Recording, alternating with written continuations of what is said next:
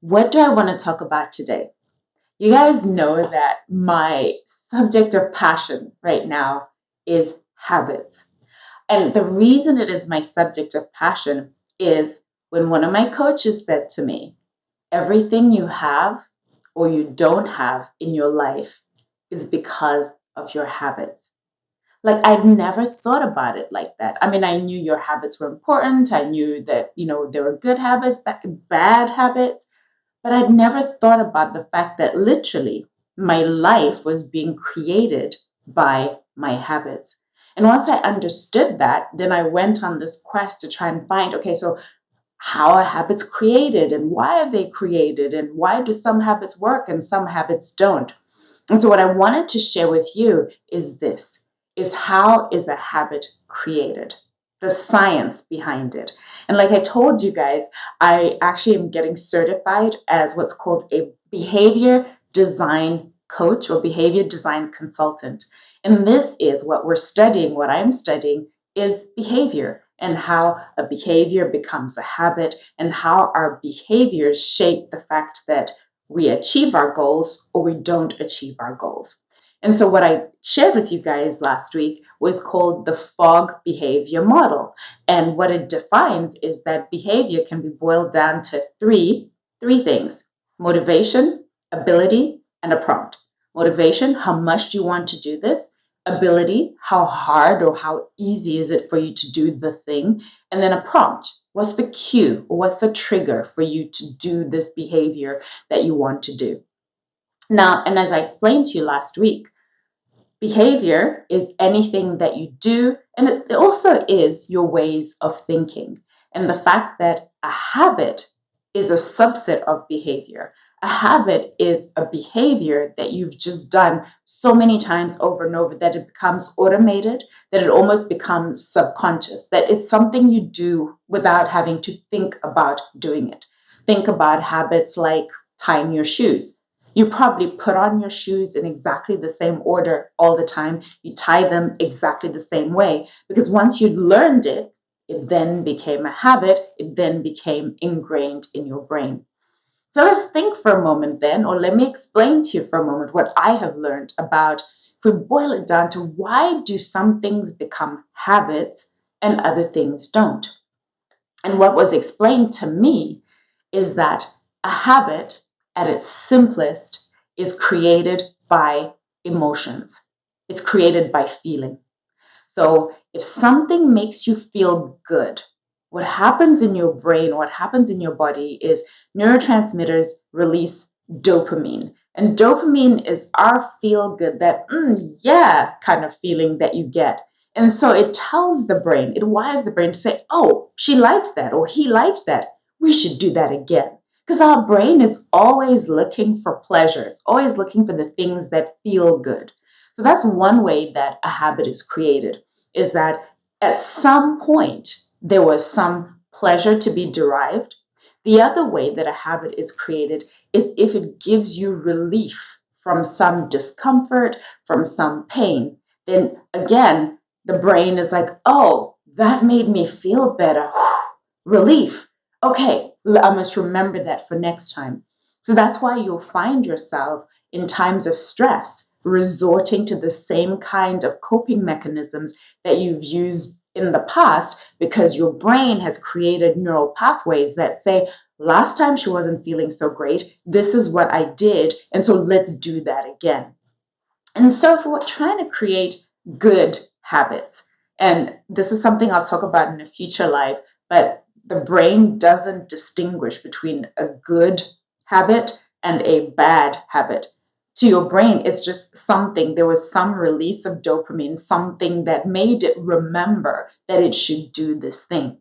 And so, if we're talking about trying to create good habits or the habits that we want to do, how do you do that? Well, at its simplest, it really is about feeling good. Habits are created when it makes you feel good. And so, as an example, if you're working out, the workout itself might be super hard, it might be so challenging, it might be so hard. But why do you get these people who do these ultra marathons and all kinds of crazy things that they do that take so much out of them, is because at some level there's a feel good factor. Either they finish and then feel proud of themselves for having gone through it, for having achieved it, or there's also the release of endorphins, so they feel good, so it gives them that buzz. And then, of course, it's like, oh, let me do that again. So it's the same thing too with the habits that we want to call bad habits. It's something that at some point gave you, again, made you feel good or gave you some release. And so, with that said, if you're given that more than half, almost half of all of the behaviors that we do in any day, when you think about your day, you're not even conscious. They're habit based. They're the things that you didn't think about how to brush your teeth this morning. You didn't think about how to make your cup of tea or a cup of coffee. You didn't think about how to put your pants on. You just do these things because they've been wired into your brain. So, how do you start to wire things into your brain? Well, it's simple, like I said. It is about in the moment when you do the thing. So if you're trying to create a new behavior, so again, I'm going to go to a workout example because I think it's something that most people can understand and relate to. You're trying to work out on a consistent basis. You go and you work out and you're done. When you do that, like, yeah, fist pump, and you're like, yes, I'm proud of myself. Yes, I did that. Yes, I finished the thing. That tells your brain, oh, she liked that. We must remember to do that again. So that's how you start to create habits, is by in the moment that you do the thing, whatever the thing is that you're trying to wire in as a habit, have a celebration right in the moment. So your brain can associate that activity directly with the celebration. So if it is that, yes, I just did whatever, 5 push-ups, in that moment, do some celebration. It's up to you, whatever that celebration is. And it doesn't have to be a loud or external expression. In your mind, you can just be like, who's a bad so and so? Whatever it is that will acknowledge to your brain that, hey, you just did something that you should be proud of. So that is, at a very simple level, how you start to wire in habits. So I thought I should share that with you so that, because I'd never had explained to me the psychology of habits and how do things happen. And all I'd ever heard was that habits are created by repetition. Just keep doing the same thing over and over again, and eventually it'll become a habit. Yeah, there is a component maybe of repetition that the more you do it, the more your body or your mind becomes accustomed to do it. But really the secret ingredient is that at some level, that habit you're trying to create should make you feel good or give you some relief. So I hope that was useful. I hope that you're enjoying all of this stuff. I think this whole month I'm going to be talking all about habits and how we can create habits. Because like I said, I didn't understand how important habits were until I started reading up the psychology of habits, and then also the fact that so much of our lives is habit driven. So it's really like, well, how can we take our habits and be more intentional about how we create and how we use habits to move us towards our goals?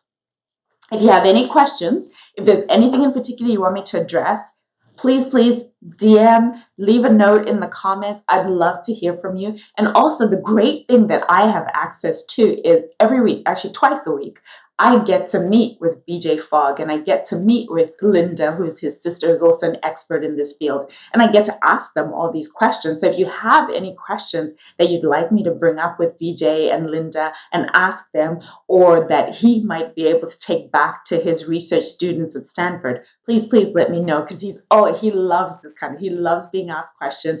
He loves being challenged as well. So if there's anything that you think, this is a habit that I think would be really challenging for me to undo or challenging for me to create, send me a note, let me know, and I'll ask BJ for you. You guys have a great week. Stay safe, and I will see you same time, same place next week. Take care, everybody.